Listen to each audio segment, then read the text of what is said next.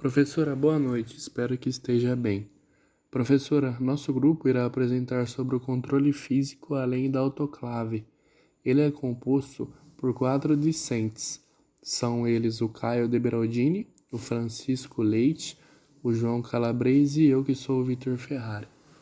Bom, professora, há cerca de 100 anos atrás iniciou-se este controle microbiano, que foi feito a partir de estudos pelos cientistas citados no segundo slide, que é o Louis e o Joseph. Sendo que esses estudos foram aplicados na área da indústria, na área laboratorial e na área hospitalar. Bom, aí você deve se fazer a seguinte pergunta: como eu escolho o método de controle microbiano? Bom, isso depende bastante do material e do nível de controle que se deseja obter, que se deseja ter. Ou seja, o controle de micro-organismos significa a redução da carga microbiana, ou até mesmo a morte ou perda da capacidade reprodutiva, tendo como alvo celulares, a parede celular, a membrana citoplasmáticas, enzimas e proteínas e, claro, o RNA e DNA. Bom, nesse terceiro slide, iremos apresentar a vocês sobre os métodos físicos. Bom, sabemos que os métodos físicos são utilizados para promover a descontaminação, a desinfecção e a esterilização. Eles são utilizados para atingir esses objetivos usando como princípio o calor, as radiações e a filtração. Bom, existem vários tipos de métodos físicos. São eles a temperatura, a filtração, a radiação, a vibração ultrassônica, a dessecação e a remoção de oxigênio. Bom, vamos começar a falar dos métodos físicos. Primeiro, a temperatura. Dividimos em tópicos aqui, como é visto no slide. Em alta temperatura, temos a estufa e forno, a flambagem e a incineração. E a baixa temperatura, para esterilizar, seria a refrigeração e o congelamento. Bom, a temperatura ela vai depender de acordo com a pressão oferecida, então ela vai variar. Ela pode ser de 120 até 160 graus Celsius. Portanto, para que essa esterilização aconteça, é necessário o contato com o vapor, na temperatura certa pelo tempo adequado. Começando a falar aqui primeiro sobre a incineração, ela é um processo que é físico-químico de oxidação a temperaturas elevadas, que vai resultar na transformação de matérias com redução de volume dos resíduos, destruindo matéria orgânica, em especial organismos patogênicos, restando somente as cinzas do processo. Já a flambagem, que é um processo que a gente utiliza bastante no Instituto Federal, muito conhecido por nós alunos, ela é a colocação do material sobre o fogo, até que o metal fique vermelho, né? Ele tem a vantagem de ser de fácil execução, porém não é totalmente seguro, já que pode esterilizar alguns tipos de bactérias por baixo tempo de exposição. Isso vai fazer com que o material fique com uma cor preta e um cheiro desagradável. Já o calor seco, entrando aí na parte de estufa e forno, ele vai atuar sobre os micro-organismos, provocando a oxidação dos constituintes celulares orgânicos e desnaturando a coagulação das proteínas. É utilizado nas estufas e, conforme o calor gerado, recomenda-se um certo tempo, entrando naquela parte que eu tinha dito. Se for a 160 graus Celsius, é necessário aí um tempo de 2 horas. A 140 graus Celsius, de 2 horas e meia a 3 horas e meia. Varia um pouco. E 120 graus Celsius até 6 horas de tempo. As vantagens é que ele não vai formar ferrugem e os materiais de cortes não serão danificados. E principalmente vidros, metais, gorduras e algumas substâncias específicas em pó, ele é ideal. Só que a desvantagem é que ele é resistente à temperatura e não esteriliza líquidos, que acaba sendo um problema. Em relação ao calor úmido, ele também vai desnaturar e coagular as proteínas das células microbianas, mas a água vai influenciar totalmente na destruição das membranas e enzimas, que pode acabar destruindo as ligações de hidrogênios, transformando esse processo mais eficaz e diminuindo o tempo de exposição em relação ao calor seco. Então, a água aqui nesse caso é totalmente importante.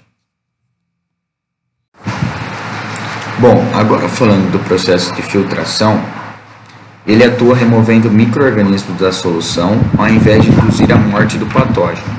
Algumas vantagens é que ele remove outros tipos de partícula além de micro-organismos e ainda evita uma reação pirogênica por não resultar em micro-organismos mortos na solução, como outros métodos de esterilização que a gente está explicando.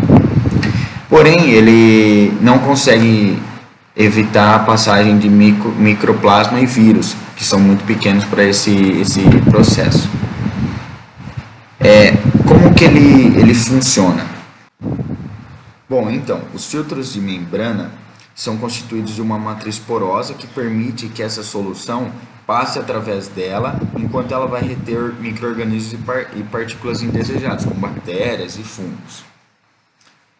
E esse filtro deve passar por um processo de validação que vai assegurar a sua condição correta para esterilizar o produto em condições reais de processo, com temperatura e pressão, entre outros. Para ser validado esse filtro, ele tem que passar nos seguintes testes: o desafio microbiológico, que é a contaminação proposital com micro-organismos específicos e biocarga avaliada em intervalos regulares, a compatibilidade entre filtro e produto e por fim a absorção de componentes do produto e substâncias extraíveis. Esses testes são realizados com o produto a ser esterilizado ou, em algum caráter de exceção, com outro fluido. Ele pode ocorrer em escala reduzida se essas condições operacionais mimetizarem as reais da produção mesmo. Olá, boa noite. Eu estarei falando um pouco sobre a radiação. A radiação, ela tem vários efeitos sobre as células, dependendo do seu comprimento de onda, intensidade e duração. Elas consistem em raios gama, raios UV e raios X. São todos os tipos de radiação eletromagnética que têm efeitos profundamente prejudiciais ao DNA. Por isso, são excelentes ferramentas para a esterilização. O raio gama tem a maior capacidade de penetração no produto. Por isso, é muito mais eficaz. A radiação passa através da embalagem e o conteúdo permanece estéril até a embalagem ser aberta. Os fótons de alta energia são emitidos a partir de uma fonte de isótopos, produzindo ionização ao longo do produto. Essas perturbações resultam em danos ao DNA, provocando a morte celular e inibindo a reprodução de micro-organismos. Ao contrário de esterilização por calor ou vapor, os raios gama não aumentam significativamente a temperatura dos produtos e podem ser usados para esterilizar com segurança, principalmente materiais sensíveis ao calor. Mesmo com sua alta capacidade de penetração, os raios gama não criam resíduos ou transmitem radioatividade aos produtos processados. Além de ser um método eficaz, a radiação tem vários tipos. Por exemplo, ionizantes, que são os raios gama, raios X e feixes de elétrons de alta energia. E também há os não ionizantes, radiação solar, luz visível, radiação infravermelha, entre outros. Agora eu estarei explicando um pouco sobre a diferença entre cada um e o que é cada um. A diferença entre radiação ionizante e não ionizante, a diferença entre os dois tipos de radiação já está no próprio nome. A radiação ionizante é a radiação com energia suficiente para produzir ionização. Então, o que seria a radiação ionizante? A radiação ionizante é a que produz a ionização. E ionização é o processo por meio do qual um átomo ou uma molécula perde ou ganha elétrons para formar íons. Além dos exemplos dados no slide, eu estarei dando alguns outros exemplos de radiação ionizante. Por exemplo, raio-x, radiação alfa, radiação beta, radiação gama. A radiação ionizante penetra de acordo com seu tipo e energia.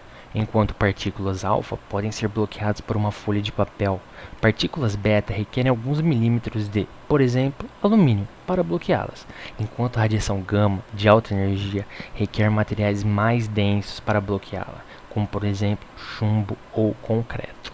Sobre a radiação não ionizante, a radiação não ionizante é menos energética, além de não ter poder de penetração. Age principalmente sobre a superfície onde os raios incidem. Dando alguns exemplos que não estão no slide novamente, radiação ultravioleta, radiação infravermelho, radiofrequência, laser, micro-ondas. Bom, agora falando sobre outro método de controle de crescimento microbiano, temos a vibração ultrassônica. E esta não chega a esterilizar em si o material, pois ela consiste em vibrações sonoras de alta frequência que levam ao rompimento das células microbianas. Né? Agora, a dessecação, os métodos que utilizam como princípio a dessecação, eles removem a água do produto, e como os micro-organismos eles precisam da água para o crescimento e seu desenvolvimento, esse procedimento é muito eficaz no controle de micro-organismos. A gente pode dar como exemplo a liofilização. Ela consiste no congelamento muito rápido do material sob a ação de nitrogênio, o N2, né? E posteriormente a remoção, a gente vai removida a água pelo processo da sublimação. Esse processo ele é bastante utilizado na indústria de alimentos, no café, no leite e também na preservação de culturas bacterianas. E por último, a gente tem a remoção de oxigênio, né? Esse método ele previne o crescimento de micro-organismos aeróbicos. Esse método ele consiste no empacotamento a vácuo do produto. Ele é também muito utilizado na indústria de alimentos, exemplo da carne, né, onde ela é totalmente empacotada a vácuo, onde os micro-organismos aeróbicos a vácuo eles não conseguem se reproduzir. Outro exemplo também usado na indústria de alimentos é no setor de enlatados. Porém, a gente tem que tomar muito cuidado na presença dos micro-organismos anaeróbicos, que eles são capazes de se desenvolver sem oxigênio, né? Só que nesse caso aí, seria melhor a esterilização com calor, a mais ou menos 115 graus, já seria bom antes da remoção do oxigênio do produto enlatado em estudo.